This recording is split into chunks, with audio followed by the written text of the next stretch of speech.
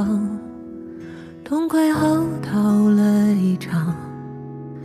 我也不知道怎么就把生活过成了这样，不咸不淡的日子将就过了上半场。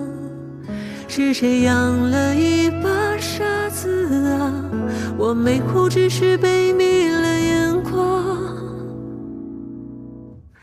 别松手啊，我最好的傻瓜，你哪儿都不差，我没说谎话，你很好很好啊。最该被温柔对待的人是你自己啊。遥远的太阳在你身后头顶上啊。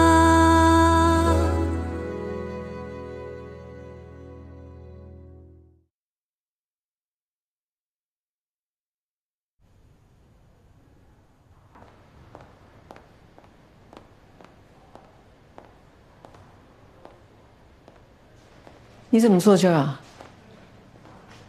舞剧弹得不顺利。你怎么穿得像要去走红毯一样？演戏拿奖了？看来你有看我直播啊。回到15年前的样子，哇，这种鬼话你都说得出口。不管是年轻5岁还是15岁，我都见仁见智嘛。靠化妆或者是现在的科技，再年轻20岁也都不成问题。重点是他现在的心结是他儿子，可怜天下父母心嘛。整形解决不了他的人生课题，也修复不了破碎的关系。长着离开家的时候都是成人了，他要想回家，谁能拦得住？人家明摆的是有不想回的理由。这跟刘新芳脸上的皱纹到底有多少，没有半毛钱关系，又何必自欺欺人？作为医生，我们是没有办法改变患者的命运，但是选择可以啊。学医是一个选择，结婚生子也是一个选择，整形就是他的选择。你怎么知道这个选择对他不会改变呢？我倒是觉得你今天改变成这个样子，还挺像一个大明星。别说，谢谢你啊，走了。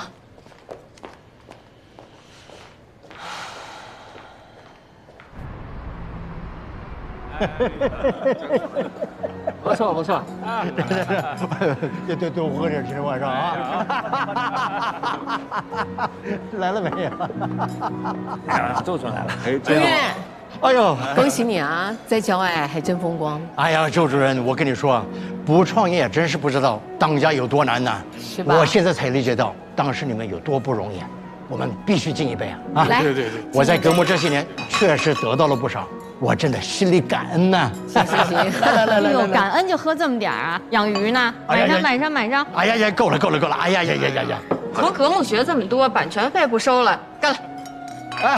好，应该的。适量。哎，老秦来了。周主任明天有手术，所以不能多喝。哎呀，有手术那不能喝，我陪你。失陪啊！没有啊，我们改天喝哈。时间差不多了，是不是可以回去了？我没想回去，要回你自己回，我喝开心呢。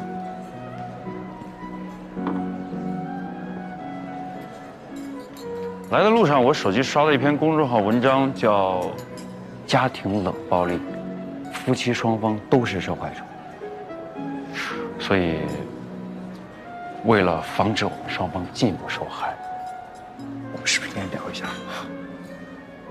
你觉得在这样的场合适合聊夫妻的事情吗？应该懂的。太多了。打扰一下二位，李总让我帮您二位合张影，方便吗？喂鱼呢你啊？方便。方便，那就这边请吧。好。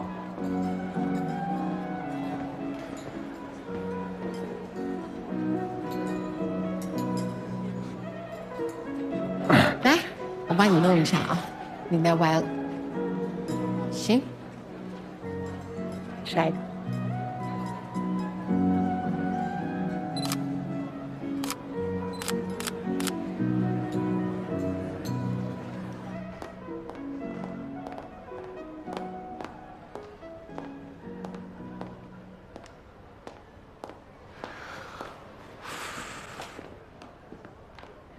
你不是想聊吗？在这聊吧。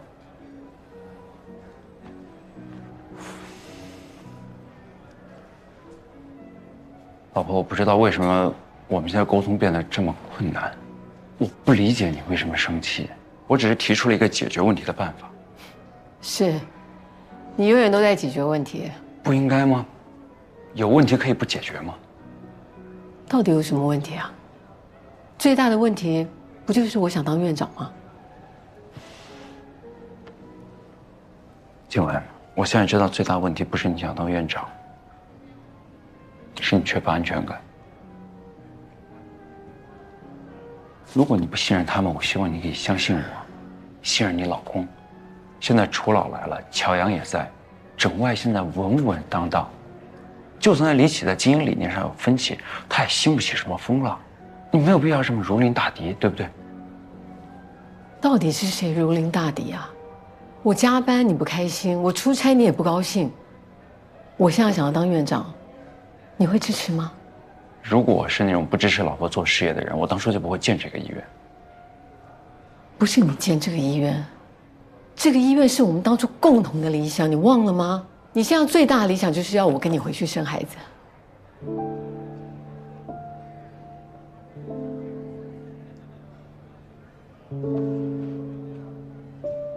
静雯，你有没有想过，其实我也会需要安全感。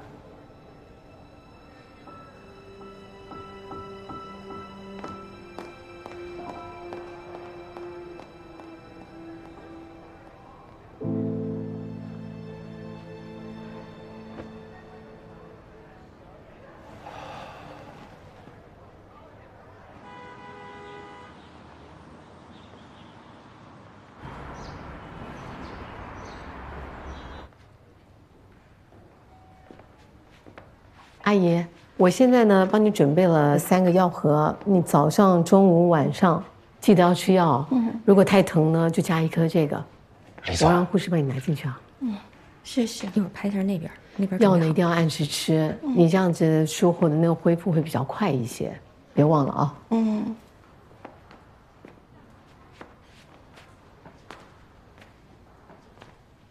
我是张哲，张哲，是我，妈。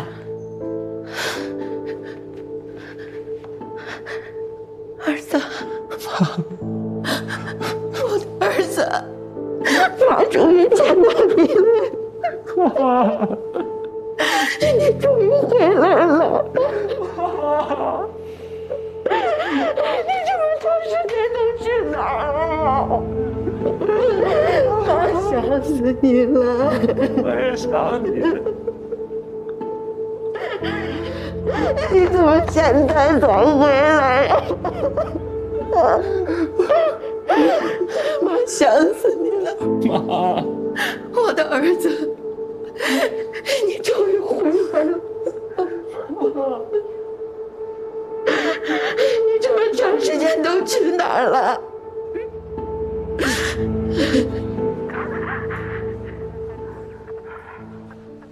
呵，这么快就找着了，太巧了，电视剧都不敢这么写。我们寻子手术都上热门了，网络的力量是很强大的。人家刘新芳都认了，他能不认识自己孩子？照现在这情况，那院长肯定是你们周主任了，陈医生。低调。且不一定呢。我们乔主任那回因为下检下治，不是拒绝了一批客人吗？后来那些患者来了，哎，反而就要点我们乔主任。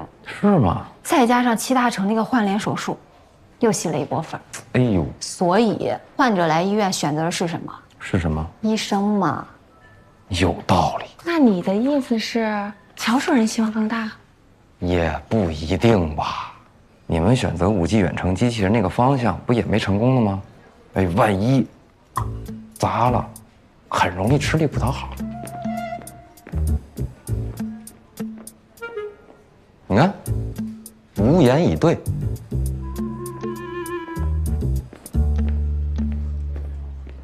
这位医生怎么又生气了呀？陈医生早就习惯了。要我说呀，不管是周主任还是乔主任，根本没戏。咱们外科呀，干不过别人，还得是看业绩说话呀。怎么了又撅个小嘴儿？你不加入就算了，风凉话没必要说吧？我这不是具体问题具体分析吗？哪个方向确实有难度，你们要是真弄成了，我第一时间给你庆祝。哼，是，就你最理性客观，5G 机器人你都能拒绝，好意思说自己是极客呢？我觉得你也没那么喜欢。生日想要无人机，哎，你还记着呢？自己买。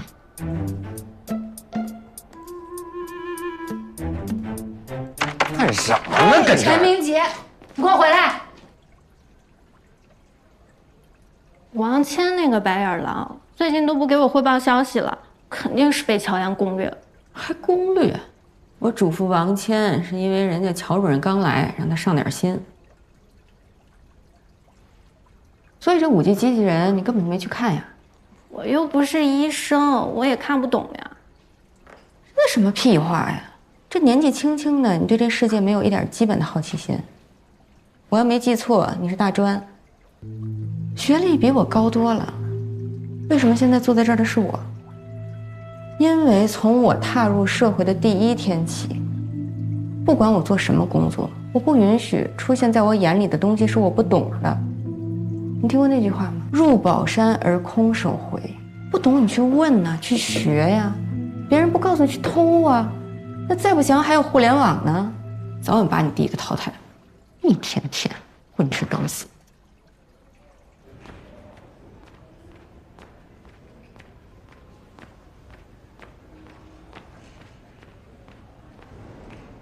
高老师来了吗？在隔壁呢，已经可以开始了。快跟上，多抓点特写啊！哎，挺好的，今天我好好吃药啊，这样好得快。还有经常这样做一做啊，也会比较消除水肿。我不是跟您说吗？一切都会好起来了，放心。谢谢郑医生。今天还有另外一个惊喜要给您。你之前不是跟我说你喜欢唱歌吗？看谁来了？您这边请。陈医生。哎，不是我，不是我。你好。天哪，高老师！哎，不用不用，真的小程啊。对，一听到故事啊，我就说我必须得来。您呐，真是太勇敢了。都说女子本弱，为母则刚，在您身上啊，我真是看到了。哎，这位是张哲吧？哎，高老师好。小伙子，以后可得好好孝敬你妈妈啊！一定，谢谢高老师。我真没想到，他们怎么把您请来了？我是周医生的患者，前几年啊出了场车祸，把鼻梁骨给撞断了，当时复位啊不太好，要不是周医生啊，干啥呢？我的鼻子王一博来了，高大来了，高老师来了。现在我是不是恢复得很好，一点都看不出来吧？对，我上个月还在电视上看到您演出了，是吗？张哲，你不是也喜欢唱歌吗？大前辈在这呢。哎呀，不敢。高老师，我学过几年声乐，然后比较擅长吉他，也发过几支单曲。云姐，小伙子形象不错，放心，医学的事儿啊交给周医生解决。你事业的事儿呢，有什么需求尽管说，不要客气啊。谢谢，谢谢高老师。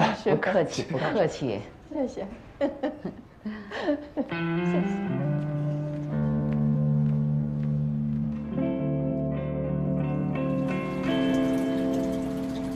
这一缸鱼换一回水可够麻烦的吧？我哪有那闲情伺候他们呀？都是晴晴他们在弄。招财。我养鱼唯一的秘诀就是买的勤。花鸟鱼虫市场每个月多去几次，总有新鲜的看。你看这条，黑色那个带红边儿，一直不合群儿，抢食儿也不积极。我还说呢，估计活不过这个月，没想到也能扛。吃的少才能长寿啊，说不定还能比其他鱼活得久呢。养鱼就像养孩子，怎么给他们治病，没那么重要。重要的是如何让他们不得病。最贵就是这缸，密度不能太大，大鱼也不能太多，水温、水流、水的质量都得控制的恰到好处。哎呦，你还说您没兴趣养鱼，了解的这么专业。我不感兴趣，也不耽误我了解他们嘛。走，坐着坐着，咱喝个茶。你不来找我，我都要找你去了。那机器人那么大，你们推着满医院跑，这算怎么回事啊？不知道的还以为咱这是变形金刚总部呢。秦总也是，那哪能让你们自己张罗呀？5G 远程手术这么重要项目，得全院上下一起配合。哎呀，秦总已经在资金上很支持了，这么点小事儿我就别烦他。会议室嘛，哎呀，一句话的事儿。你喝红茶呀，还是龙井？我喝什么都行，不讲究。你们那个5G 日子定了吗？什么时候日子定下来告我，我让宣传那些小朋友过去学习学习。别一天到晚这傻呵呵，技术发展到哪一步了，一点都不知道。您对这个项目还感兴趣？哎呀，感不感兴趣也得了解呀。主要是咱们所处这个时代太可怕了，每一个明天都是一个新未来。我觉得你能来格木特别好，带来好多新东西。我这可不是场面话啊，我真心觉得，这行业就缺像你这样嗅觉敏锐、高瞻远瞩。哦，我嗅觉是挺好，我在这儿闻到你这茶叶够香的，是吧？这是力格李总送给我的，人家说了，一座茶山掐的尖儿，1年就这么点好东西，你觉得香拿走拿走，嗨，回头再管他要，千万别给我暴殄天物。我吃点葡萄挺好。我这人最大的缺点就是见着有才的走不动道。你说你来了格木，咱俩还没落上说话呢。今天必须给我一个讨好你的机会。培养一个医生多难呢！医学院5年，再念个博，然后规培住院医，再考个主治，那能上手前后15年，更别说一台一台有口皆碑好手术做过来，到你们这级别，真是了不起。我的职责呢，就是让咱们格木所有医生都可以发挥最大的价值。你这么说可太好了，那我就打开天窗说亮话。我现在咱们医院推行这个5G 远程手术啊，确实碰到不少难题。我这人也没什么别的兴趣爱好，我就想把手术做好。但是最近我发现吧，是在手术之外，老有一些我不感兴趣的事情跑来干扰我，真挺烦人的。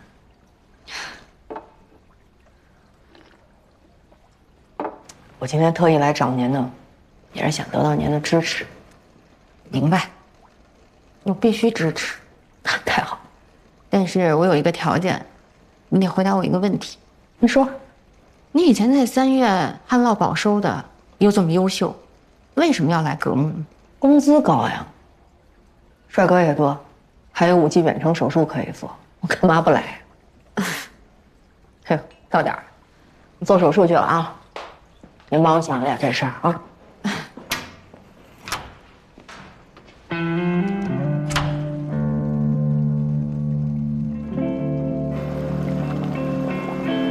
楚教授，周医生说您是他的老师，是这个行业的泰斗。哎呀，能让您给我弄这些呀，真是太荣幸了，谢谢您啊！别听他们瞎说，这就是我的老本行。我还是你的粉丝呢。97年回归的时候，你到我们军区大院演出，我在后头还给你合了影呢。真的吗？你当然记不得我了。嗨，那都是上世纪了，时代不同了。稍微有点感觉，别紧张。哎呀，年轻那会儿啊，什么大奖没拿过，可是现在，跟00后录好歌手，2期就被淘汰了。其实啊，我心里也清楚，就是给年轻人当垫脚石去了。哎呀，可是到现场啊，还是大受刺激。好，我要注射了，别紧张啊。现在的人呐，都聋了，只会看脸。就按现在时髦的话说，就是看颜值。有一句老话怎么说着呢？啊，歌手都变老了，歌迷还永远都是年轻的。对对对。其实干我们这行的也一样，审美年年都在发生着变化。我要是年轻的小姑娘啊，我也会选择小周他们的。您这心态真好，我呀还真得向您学习。人呐，千万别把自己当回事儿。你看吧，我刚退休的时候也感到很失落，你的专业再好再强，你也是个普通的人。别人越把你当回事儿，你就会被架得越高。这时候听不到真话了，也没有了朋友了，你就会像素夏一样被高高的供在那儿。你说，活得多空多没滋味啊！你看现在我多好，利用自己的这点手艺，干点力所能及的事儿，既让你得到了快乐，我自己活得也很开心嘛。你说这些呀，我还真得好好想想。想可以，千万别皱眉啊！哎，对，我现在能看看吗？来，镜子。好嘞，好了，我看一下。是不是舒展了许多？哟，这立竿见影啊，这是。这个玻尿酸是注射在骨膜层上的。哦。刚开始的时候吧，会有些异物的感觉，不过1-2周，它和皮肤结合在一起就好了。哎，你说这，要是拉皮儿，是不比这疼多了呀？我就想起那刘新芳，可真够能忍的。哎，能理解，都是为了儿子吧？什么为了儿子呀？看那孩子就是演的，跟真人秀似的。蒙你们可以，我都干了一辈子舞台了，什么样演员没见过？哎呀，张哲，如果你在看，回家吧，妈妈想你。阿姨，别难过，一定能找着的。我们格木会尽全力来协助您。再跟大家说说您的诉求好吗？早知如此，何必当初啊？还想知道，他们当年面对张哲的时候，是直播里和蔼可亲的样子吗？就是，这可怜之人必有可恨之处。谁不是第一次当父母啊？谁都不是圣人，都会犯错。就算之前有些矛盾，哪个父母不是爱孩子的？不要对父母太苛刻。一家人能有什么仇啊？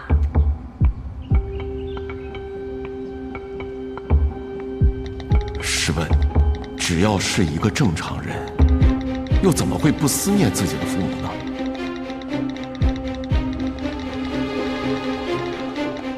从今往后，你少给我弹你的破吉他！你说我造了什么孽了？我生你这么个没用的玩意儿！你就是个烂泥扶不上墙，你知不知道？你要是将来考上大学，你别说你弹吉他，就是弹棉花，我都支持你。你不是要离家出走吗？你走，出了这个门你就别再回来了。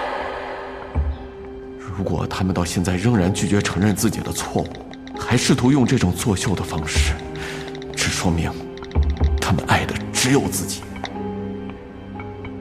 哎，人家张哲都原谅父母了，你们在这脑补什么情节？这些话应该回家说给你爸妈听去。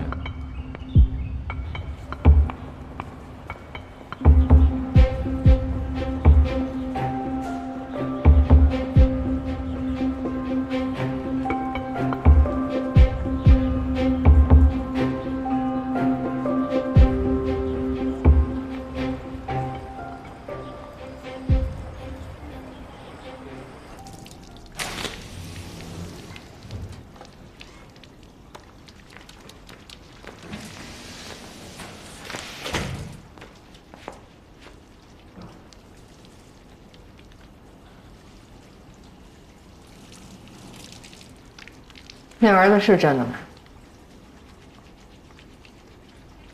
你在跟我说话吗？你不会告诉我，全医院都知道那孩子是冒名顶替的，只有你一个人不知道吧？这儿子需要有个家，刘新芳又要有一个儿子，而我呢，需要有个故事，一台有故事的手术。这就对了，敢做你就得敢认呐。我有什么好不敢认的？母慈子孝。皆大欢喜啊！皆大欢喜。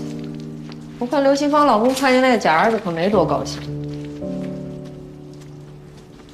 还是那句话，你是医生不是上头，解决不了他的人生问题。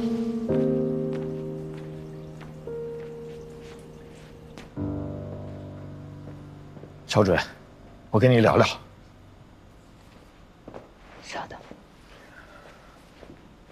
要怎么？是这样，小主任，公司刚刚给我来电话了，要加速。您看这手术日期能不能往前再提一提？你们以为是刷短视频吗？想快进就快进。哎，小主任，我压力实在是太大了，如果不做出点成绩来，那整个计划都要取消的。加个鸡腿，补充点能量，下午继续干活啊。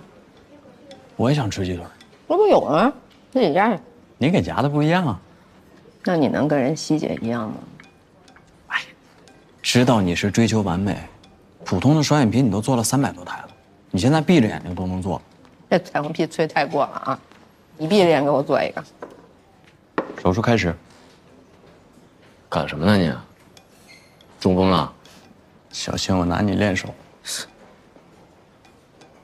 干嘛一直丧个脸啊？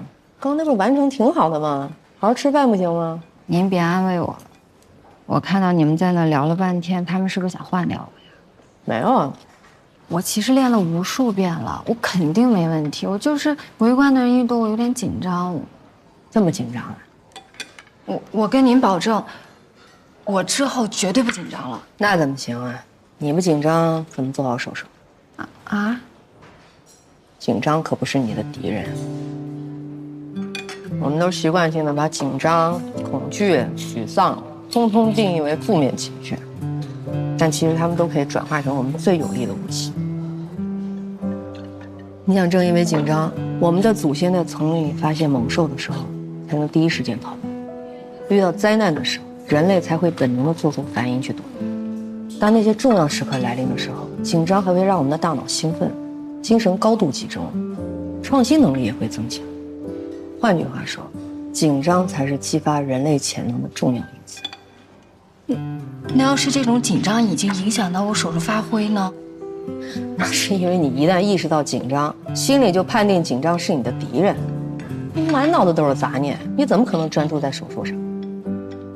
对，我发现吧，有时候你越紧张，你擅长的事情反而越做不好。哎，为师传授你一秘诀。下次你在感到紧张的时候，你深呼一口气，然后对自己说：“太好，我紧张了，我有紧张这个秘密武器罩着我，我这台手术肯定能完成得更好。”哎，您刚说什么？没听见？白说。您说您是我师傅啊？我说了吗？说了，为师。我趁着我的紧张，我接着去练习去了。给，鸡腿给你。吃，就知道吃，陪练去。我又不紧张，你就欠紧张你。你刚刚说那个秘诀管用吗？管用的话，下回我也是。我哪知道？我瞎编的。我做手术又不紧张。瞎编的？不是你刚刚说那么长那套理论全是你瞎编的？那倒不是，我在书上看。不是你这当师傅太靠谱了你。那乔师傅就教你靠谱的秘诀：想输才紧张，想赢不紧张。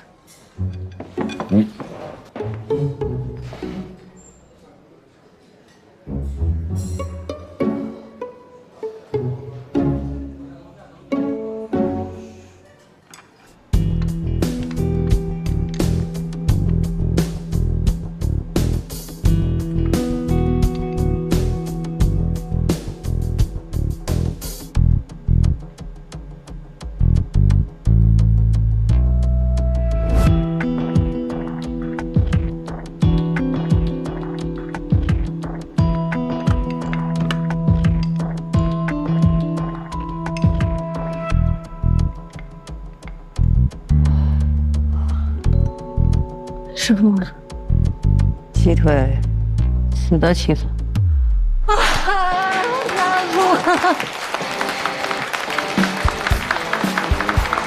陈总，明天最后一次动物实验，您尽快安排手术吧。没问题，我马上安排。我的妈！吓死我！现在还紧张吗？我现在不紧张了，但是我一开始我真紧张。不过师傅，我有你给我的那个办法，我想着我现在有紧张这个秘密武器，我绝对能发挥好，真的一点都不紧张。行，继续努力吧啊！别骄傲啊！刘姨，你儿子还没来啊？哎呀，大周末的，他们年轻人都忙。是，年轻人都忙。哦，阿姨，睡好了吗？过两天拆线了，得好好睡觉。张哲怎么还没来？昨天这时候他早都到了。来，我们进房说。阿姨，您这几天跟他相处，有没有发现他有什么变化？他是不是有什么事儿？要不你给他打个电话。您先别着急，他有些话托我跟您说。他说这几天跟你相处特别开心，他也觉得很幸福，但是越觉得幸福，他就越内疚。他承认，他不是张哲，他只是跟张哲有同样处境的人。你说的什么意思？我怎么听不懂啊？他呢，从小就跟他妈吵架，离开他妈妈，后来他妈过世了，就再也没见到他，他觉得很后悔。直到看到我们直播，他说他跟你有一样的心情，就特别跑来。阿姨啊，他让我跟你说声对不起，不应该欺骗你的感情。我们不着急啊，我们慢慢找，我相信会找着的。还找什么？我儿子不是找到了吗？你不要瞎说了，一会儿张哲来了会不高兴的。阿姨，你要记得吃药啊。吃什么药？天天让我吃药，我没病。你就是个骗子！你承诺给我找儿子，儿子找到了，我都没说是假的。你凭什么这么说？阿姨，你凭什么让他走？阿姨，我们别激动，你伤口还在恢复呢。他就是我儿子，他就是张哲。你去把我儿子给我找回来。你去！张哲，你不会这么狠心的。从小到大，妈妈没让你吃过一点苦，妈哪一点对不起你？妈妈就是想再看看你，再听你说说话。盼呀，我们终于团圆了。你又走了，你这是在惩罚妈妈。我抓紧姐姐，阿姨，你怎么能猜的？阿姨，别摇，还有人呢！松开！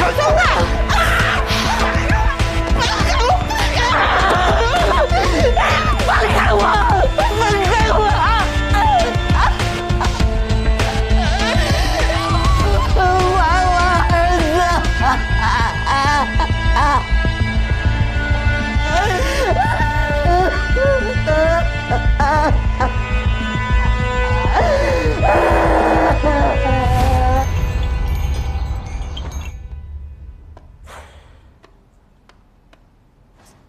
怎么收尾？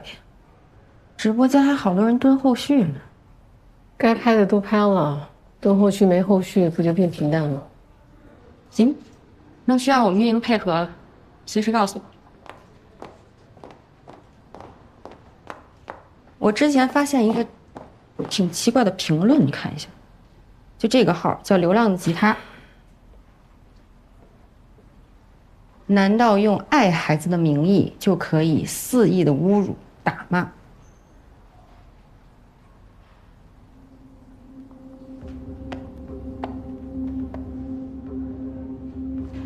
说起来也挺讽刺的。你说你们整形医生可以帮别人改头换面，可是有些人留在别人心里的那张脸，你们也无能为力。行，我把直播的事儿收个尾，你处理患者吧。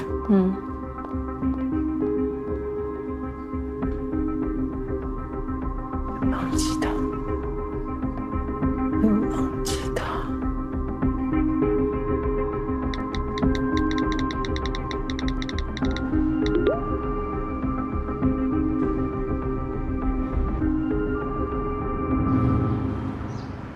哼哼。你别着急说话啊，你现在脸还是肿的呢，等控制舌头的肌张力恢复了，你舌头又有活动空间了，你不仅能说谢谢，你还能唱。好，别嘚瑟，开了啊！大成，你现在这个嘴巴自己能合拢吗？你试试。来，我来帮你，稍微使点劲，来张。一啊，够呛，现在脸还是僵的，那个口水还往外流。对，那是家属啊，哎，家属呢？我这现在走不开呀，出不了院呀。戚大成家属，别打电话了，医生说事儿呢，快啊，快！我等会儿给你回过来，快点。来，他现在啊，因为整个脸是僵的，回头呢，你要多给他做这个面部的肌肉训练。等过1-2个月，他的神经自己长起来了，他这个就能有表情了。知道，我都知道。大夫，他什么时候能出院吗？他现在状况还不是太稳定，要再观察一段时间。即便就是将来回去了，这种抗排异的药物一天都不能停了。哎，知道。别着急啊，没问题，特别好。挺好，要有信心啊。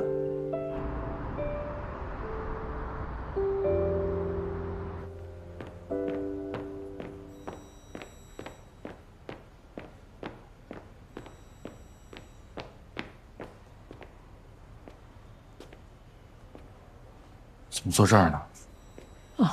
没事儿，累了在这边休息会儿。我看一看哪里受伤了，疼不疼？要不要去医院啊？去什么医院啊？我自己都是医生，早就包扎好了，没事儿。一会儿别自己开车了，坐我车回去啊。你呀，以后再遇到这种情况，第一时间学会保护自己。我听那谁说你当时躲都没躲一下，要真把你手咬坏了，以后还做不做手术了？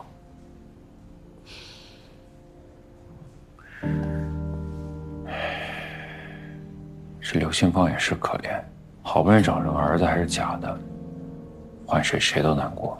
但再怎么样也不应该对你下口啊。张哲也是，跑哪儿去了？一家人能有多大矛盾？是不是？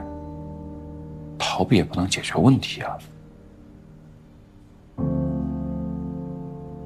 一个人要决定离开一个家，离开父母，肯定是下了很大的决心。我觉得那个张哲啊，绝对不是一时冲动。你说这个我认可，我就是觉得这好好的一个家散了多可惜啊！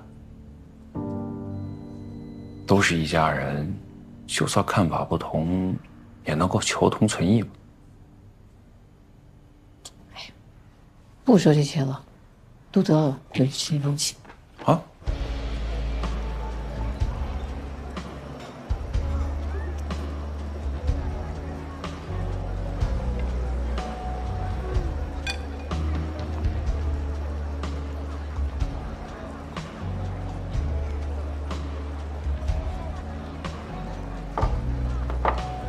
服务员，帮我加一下水。好嘞。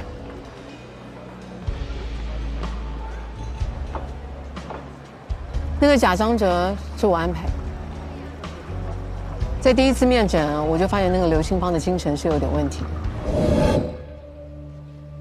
我觉得这阿姨有点不大对劲，不会精神有问题吧？她太偏执了，非得做跟30多岁一模一样年轻，太不现实了。哎，水洒了。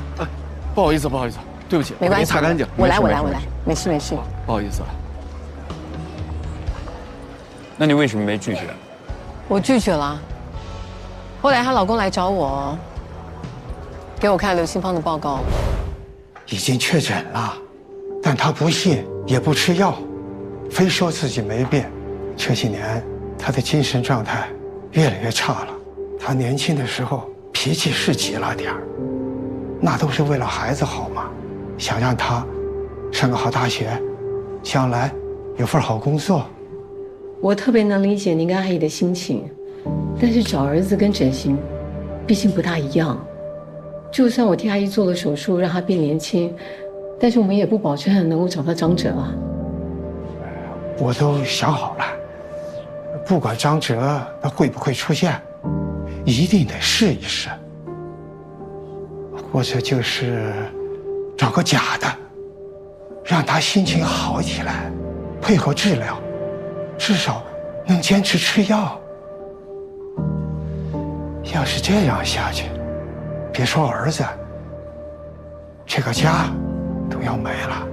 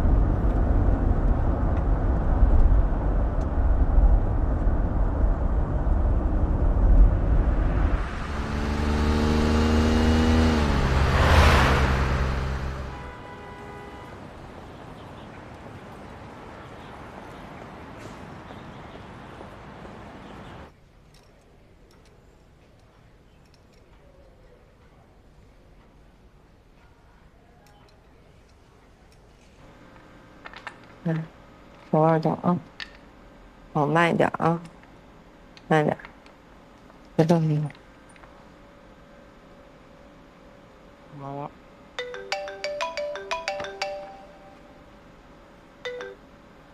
喂。戚大成不见了。啊？什么叫不见了？我也是刚刚查房才知道，他提前出院了，电话也打不通。他这几天指标不好，非常不稳定。我问过楚老师了，他也不知情。跟你联系过吗？没有啊。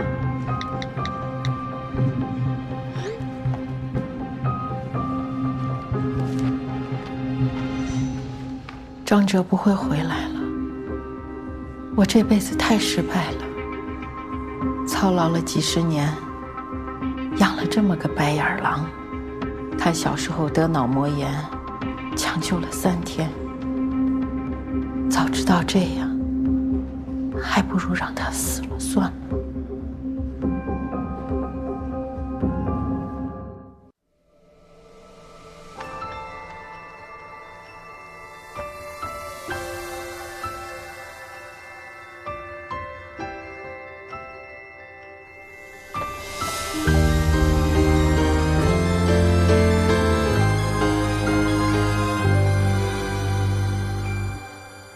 当心要沉入黑夜，渐痛的重放，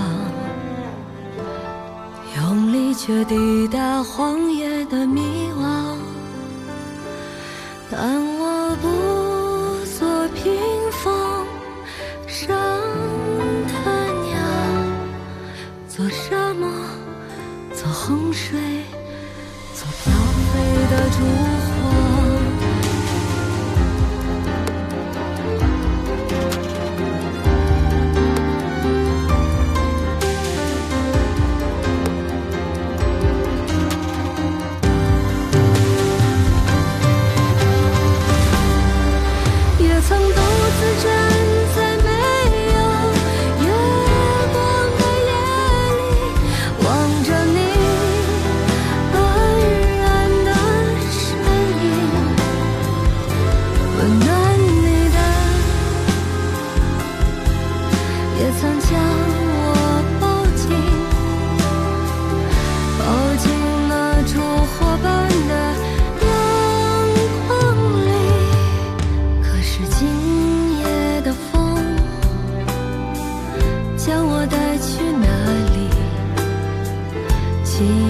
这希冀山东羽翼，风中呼喊的声音是那样的